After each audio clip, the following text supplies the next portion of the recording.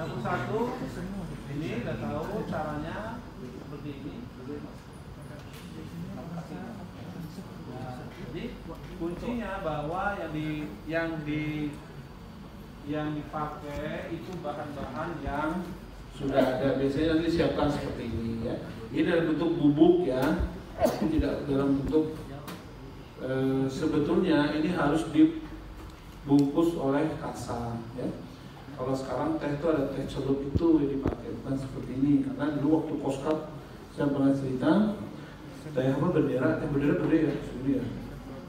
Coba Koskap waktu itu, coba periksa level 1 dibuka, pasiennya sudah masuk semua tadi. Oh, ini ya benar itu jadi benar ya. Soal bersih-bersih. Kalian dokter, kalian yang saudara sekalian yang koas sudah tahu, cuma di gitu ya, nggak bisa. Kalau pasien dia disuruh ngisep benar-benar kuat itu. Ya, jadi dia biasanya kita berupa saset udah. Jadi kalaupun mau teh pak, jadi benda-benda yang sudah dikenali sebelumnya. Jangan yang belum pernah kenal ya. Misalkan apa? Parfum apa? Channel number 5, nggak tahu ya. Jadi teh, gula ya. Atau GPU itu apa? Itu kan balsam. Gosok, pijat, urut. Pijat bukan pijak. Gosok, pijat, urut, pijat. Itu nggak bisa juga kita pakai ya, karena sering dipakai itu. Oke. Kemudian nanti masalahnya ini adalah pelayanannya, tapi tidak ditanya bahwa nanti cara pemeriksaan yang satu gitu aja, ya. Lakukan seperti ini cepat, ya seperti ini. Gimana mas?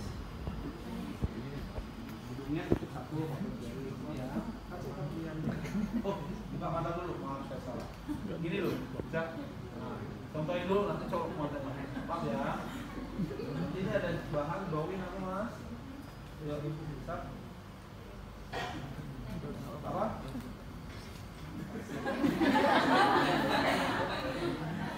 Bunyinya enak. Hijau enggak enak. Kayak gitu ya. Jadi seperti itu caranya ya.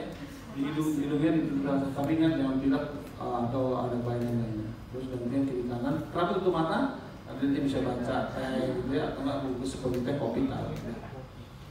Terus nomor 1 ada terolahnya langsung ya. Kalau saya kurang jelas tadi. Ini sebetulnya selama saya jadi observer nggak pernah keluar, tapi udah nggak apa ya, perlu tahu aja. Optikus 2 ini optikus banyak pemeriksaan di situ, pemeriksaan visus acuity. Jadi biasanya kalau di lapangan kita nggak punya snellen chart, kita suruh baca. Untuk satu ya Pak, baca itu tulisannya apa. Tapi yang untuk ini saya simple sedikit-sedikit aja. Snellen chart itu ada suatu huruf di situ, yang paling atas sampai paling bawah. Yang paling bawah kalau bisa dibaca berarti normal 5/5, artinya dia bisa membaca panjang 2 meter, pasti yang normal juga 5 meter. Oke ya. Kalau yang paling atas nggak bisa baca, baru masuk ke jari. Jari itu 1/60. Jadi tidak perlu dari 60 meter. Itu keluar ruangan namanya ya. Kita tetap di dalam ruangan, kita ambil jarak yang terjauh, mundur lagi sampai jarak terjauh 5 meter. Ini snellen chart kita, kalau bisa baca kita langsung. Ini jadinya berapa Pak? 3, 4. Itu salah satu ya. Coba tutup matanya. Ini satu. Ini, nah, ini. Nah, buka mata sampai ini. Nah, ya, itu ya. Jarak berapa? Misalkan maju belum bisa 3 meter atau 2 meter baru bisa baca. Khususnya 2/60. Oke. Di depan mata nggak bisa baca. Berapa nih mas? Nggak terlambat Pak. Kita ambil jarak lagi 2 meter, pakai lambayan. Ini lambayan tangan apa Pak? Pak, kemana arahnya? Lambayan tangan bukan gini-gini. Salah. Kiri, kanan, atas, bawah. Itu harus ditulis. Atas, bawah, kiri, kanan. Sampai depan mata juga. Kiri, kanan, bawah apa Pak? Enggak juga. Baru pakai. Itu. Jadi kalau dari sini, saya dari atas ini pesan gerbang berapa itu? 60 meter ada ya. Nah, pesan siomay masih bisa. Dua mangkok nampak. Oh, gitu. Atau misalnya di bandara ya, kita mau berangkat, dada-dada masih bisa. Oh sih, ini dada-dada. Apabila itu nggak apa-apa. Oke? Ada bertanya? Donder, lapangan pandang hanya donder ya. Donder gambarnya seperti ini, sebentar saya skip dulu. Nah ini ya. Itu pemeriksa ini yang pakai jas, ini pasien. Berhadapan-hadapan, matanya saling terbuka. Untuk menilai lapangan pandang, luasnya lapangan pandang ya. Kalau lapangan pandang, kalau makin dekat, ingat ya, ini makin dekat, lapangan pandangnya nggak perlu jauh kita nilai. Contoh misalkan ya, maaf ya, itu makanya satu, bukan satu namanya. Lihat jari saya, lihat, jari mata saya, ini nampak nggak jarinya?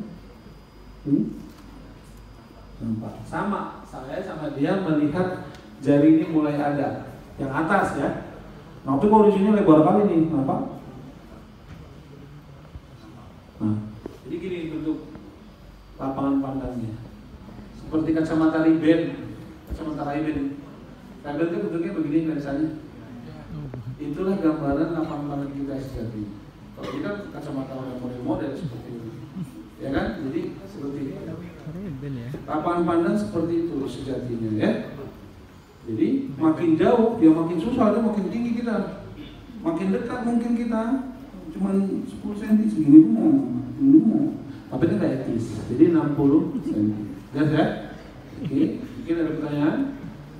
Jadi ini harus sama resultantenya. Kalau 60 cm berarti 30 ke sana, 30 ke sini. Dari bawah juga, begitu digambarkan. Makin dekat sedikit aja. Mungkin kalau bersentuhan hidung kita cuma segini doang, kita periksa kan gitu istilahnya. Lanjut ya, udah mas.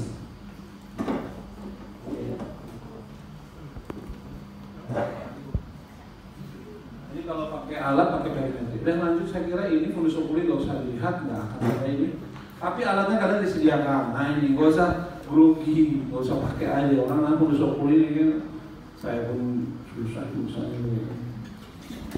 Saya tengok. Lanjut. Ini nggak usah saya bahas.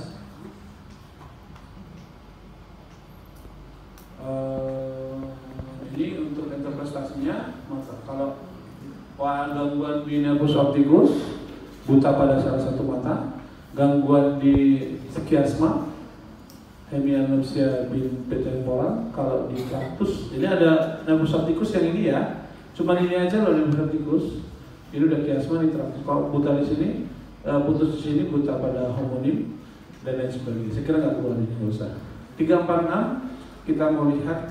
Jadi 346 itu, gabus 3 terutama, itu motorik murni. 4 motorik murni, 6 motorik murni. Jadi untuk melihat apa? Gerakan bola mata. Gampang ya. Ya udah gini aja. Untuk satu-satu boleh. Lihat ini. Center saya, gitu ya. Biasanya saya suka dua-dua gini aja. Lihat mas tangan saya, ikuti terus sampai atas. Kalau ke samping, lihat ini, pemeriksaan nervus 6, ya. Kalau 3 yang tadi semua. Kalau untuk nervus 4 gampang. Lihat ini jari saya, ikuti terus, tengah dalam ini untuk nervus 4. Dah, itu aja. 4, 6, 3 seluruhnya. Selesai. Oke?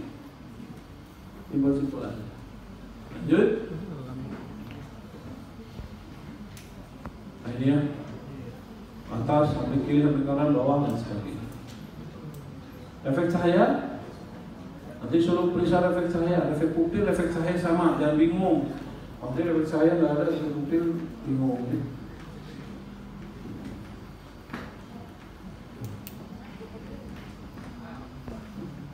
Center tapi jangan langsung center begitu ya. Dari samping dilihat apakah ada pergerakan atau tidak. Ini langsung, kalau tidak langsung gimana? Tengok yang ke depan. Dari depan, ini langsung, dia tidak langsung kemana. Aman, bagus. Nah itu aja cahaya ya. Kalau 3 tadi ada 6 fungsi, 4 penggerak bola mata untuk ke atas, rectus superior, rectus inferior, oblik, inferior, dia akan melihat ke atas. Ya, kalau nervus 4 untuk melihat ke bawah, objeknya superior. Jadi 1, 2, 3, 4. 4 fungsi ada nervus 3. Ke bawah, ke tengah, nervus 4. Ke samping, nervus 6. Jadi ada 4 fungsi. Ada 2 lagi yang belum, pupil. Itu fungsinya 1 lagi. Dan 1 lagi, papula superior. Makanya kalau kelainan nervus 3 biasanya ptosis juga gitu. Bukan teler ya, enggak, itu teler bukan, ini nervus 3. Kalau bawah punya nervus 7, lagophthalmus, ini ptosis. Nanti ya, jangan lupa ya. Lagophthalmus pada pasien ya,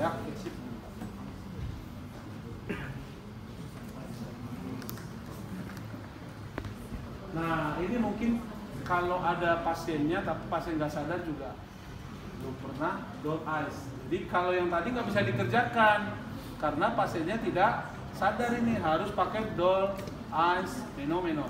3, 4, 6 gugur semua kalau pasiennya nggak sadar. Bisa diperiksa, bisa doll eyes.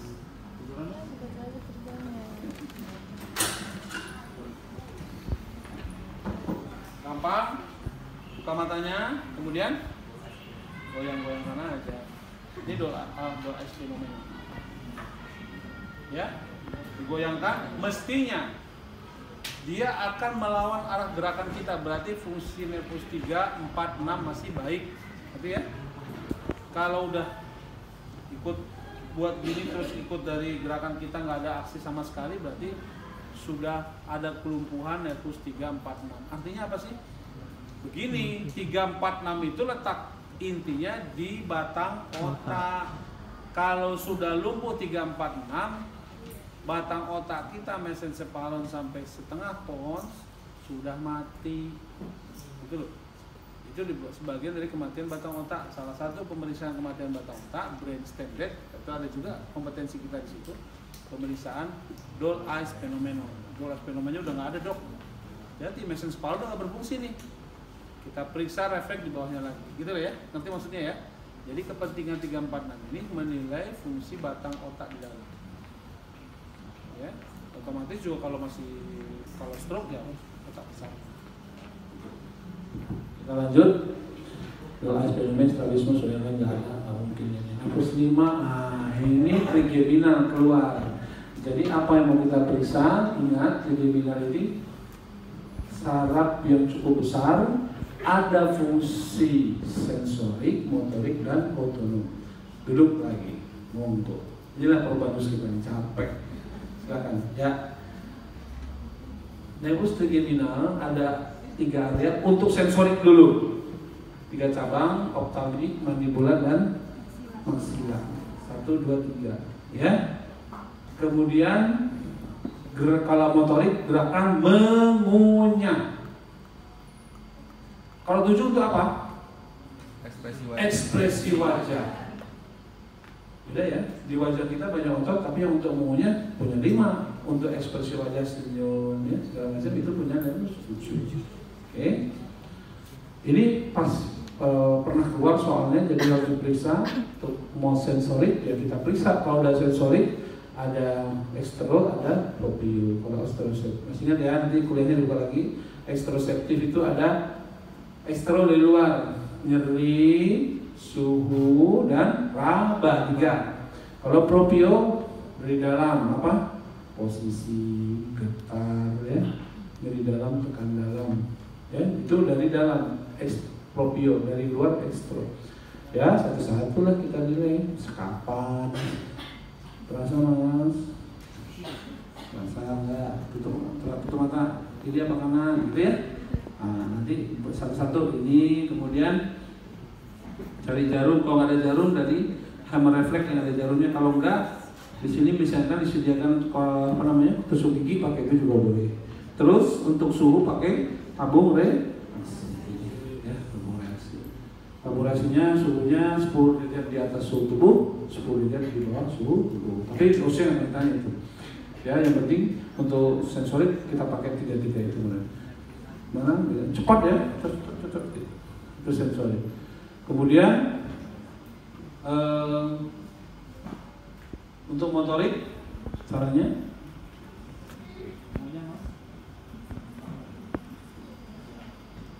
jadi kita merasakan temporal dan masseter. Kalau dia ada masalah, kalau neurologi cari yang baling ya, cari yang nggak sesuai. Yang satu gerak, satu enggak, berarti ada masalah neurologi. Oh sama simetris, berarti oke. Ya, motorik. Kemudian nanti ada apa namanya, otonom, refleks. Ada 3 kornea, masseter dan dorsal. Kornea, lihat sana, kita sentuhkan ujung kapas, tapi bukan di konjungtiva, di kornea. Sulit ya, karena pasien pasti mata. Karena ujung saraf bebas itu apa? Saraf yang menerima rangsangan dari itu paling banyak di kornea, kedua pulpa gigi, ketiga baru nyebar. Jadi kalau sakit gigi nyerinya minta ampun, ya, sama dengan kornea. Jadi kita suruh melihat ke sana, kemudian kita tusuk, kita sentuhkan kapas dari ujung yang berlawanan. Kenapa bukan dari depan? Akan menjadi refleks ancaman. Siapa yang tahan kornea kita di tahan, pasti menutup mata. Refleks ancaman itu kita ancam yang benar, mata akan menutup. Ya, aferen plus 2, aferen plus 7. Itu ceritanya. Ya, jadi pelan-pelan. Ya, ini keluar loh ya. Jadi kita mohon nanti untuk trigeminal diulang lagi. Mana tahu keluar, alhamdulillah ya kan, sudah pernah belajar. Ya, trigeminal dan rupiah. Nah ini caranya sama. Kemudian refleks masseter.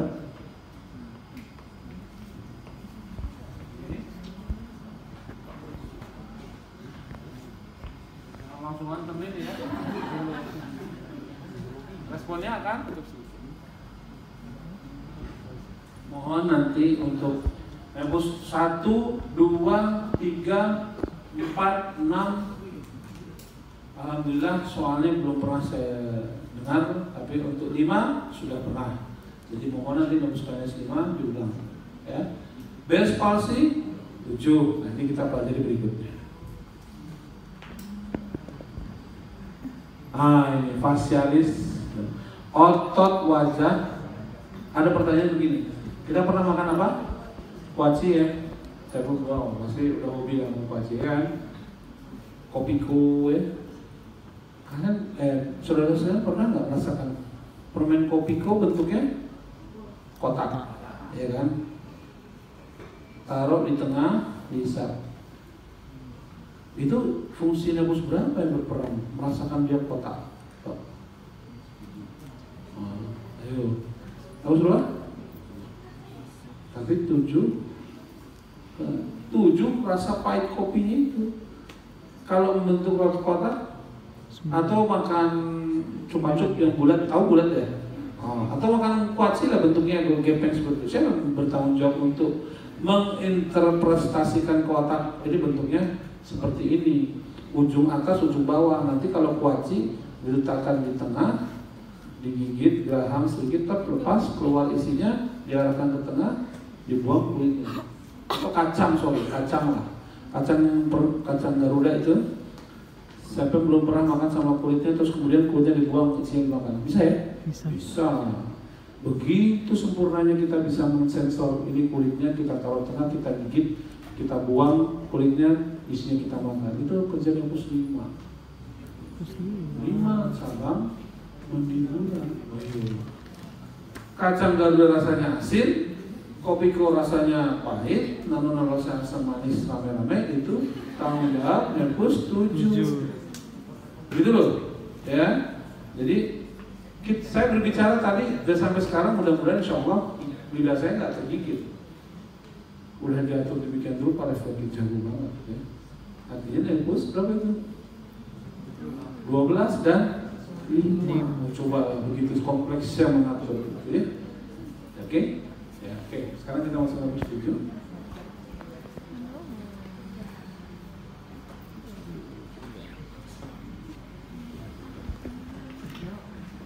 Ini pemeriksaannya simpel, jangan mengingat mengurutkan dahi pejaman, repot. otot frontalis, orbicularis oculi, orbicularis oris. Udah suruh aja frontalis kelutkan alis, kelutkan kening lihat ke atas ya. Orbicularis oculi suruh apa? Pejam mata, buka mata gitu ya. Orbicularis oris buka mulut, meniup gitu aja. Jadi nggak lupa kalau satu-satu bingung. Ingat otot-ototnya. Siap ya? Oke, ini caranya. Ini untuk ini frontalis, orbicularis oculi, orbicularis oris. Selesai. Nggak usah ingat yang lain. Nah ini boleh lah kalau begini caranya. Ini buku literatur ya. Nah ini tentang beres spasi masih ingat? Beres spasi gimana? Caranya kalau lesi lower motor, upper motor, ya kan? Lower motor ini terus kening. Ini yang mana beres spasi? Yang ini ya? Iya. Nah, ini yang stroke, trauma. Saya ingatkan sekali lagi, sedikit aja. Ini inervasinya ada biinervasi. Yang dua ini atas bawah akan menyilang, yang atas ini akan bertanggung jawab, yang putus-putus ini untuk wajah bagian bawah, ini wajah bagian atas. Tapi dari yang sebelahnya mencampuri dia, nggak mau dia pisah sebagian. Aku juga ikut-ikut tapi sisi sebelahku aja yang atas. Kalau ini putus, ini nggak ada hubungan, mestinya lumpuh. Tapi gara-gara ada bantuan yang unilateral, maka ini masih bisa kerut kening. Inilah upper motor. Kalau lower motor nggak ada ampun, bantuan pun nggak berguna lagi di sini. Lumpuh-lumpuh di sini atau di sini bantuan nggak ada. Di sini putus ya udah. Artinya ininya lemah semua, ya. Nah, ini beres spasi sekarang. Nah ini mana yang beres spasi, mana yang bukan? Ingat tanda kardinalnya ada 3. Lagoptalmus, apa lagi? Kerut kening. Ya. Ada 2. Ini kerut keningnya bisa loh dua-dua ya. Ini nggak bisa, ini aja nih. Mulutnya sama melotnya. Pejam mata bisa, bagus. Ini pejam mata. Nah, inilah disebut sebagai dos fenomenon. Inilah beres spasi. Ini ibu gambarnya, yang pikir yang tua yang stroke, rupanya yang muda yang stroke.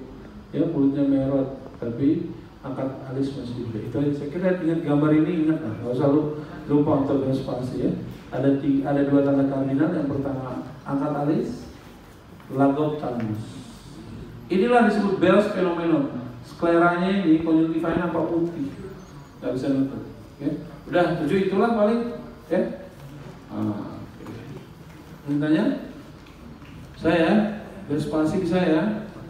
Tapi itu pernah pasien saya beres spasi pasien dari mulai berapa kali kan itu 14 ya, 14 orang sekali satu station satu session itu kan. Jadi terus sampai ditutup